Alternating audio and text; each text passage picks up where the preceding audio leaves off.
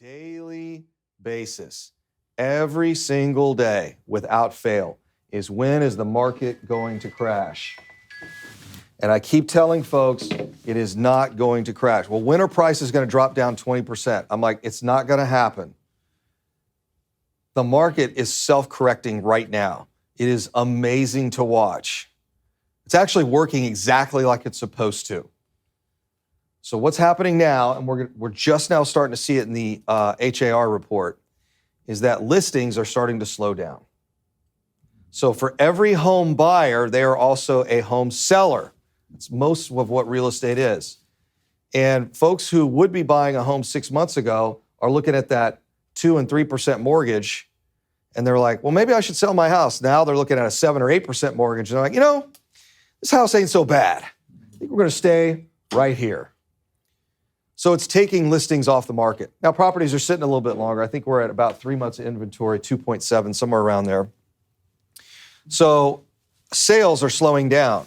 But here's the fascinating thing. I went back and looked at the 80s. Now, you've got to remember, everyone talks about the 70s and 80s. Interest rates were actually, some of you more, folks that have a little bit more gray hair than I do remember this. Back in the day when y'all used to walk uphill both ways in the snow to go to school, we had 40% interest rates and we were happy about it. And I'm like, I got it. I've heard this my entire career. I got it. You were happy about it. It was great. I hear from my parents all the time, 22%, it was awesome. I'm like, all right, Dad, I got it. When you go back and look at those times, what's very interesting is what happened to the price of real estate? Kept going up. Interest rates went from like 6 to 20 inside of a year. And the median home price kept going up. It's absolutely amazing to watch. This is nothing compared to that.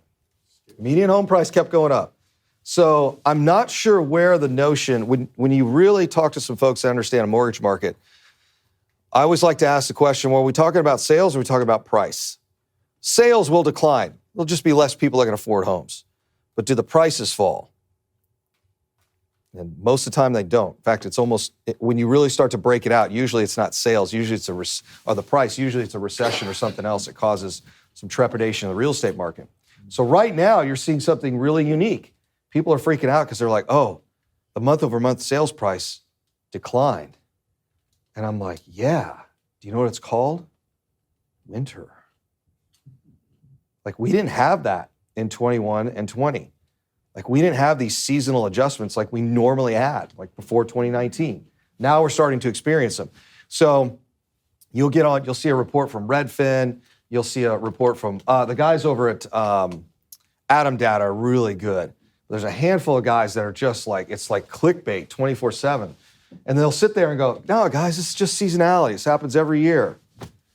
It's kind of like when the sun goes down, like right now, and people start freaking out and go, oh my God, there's no light.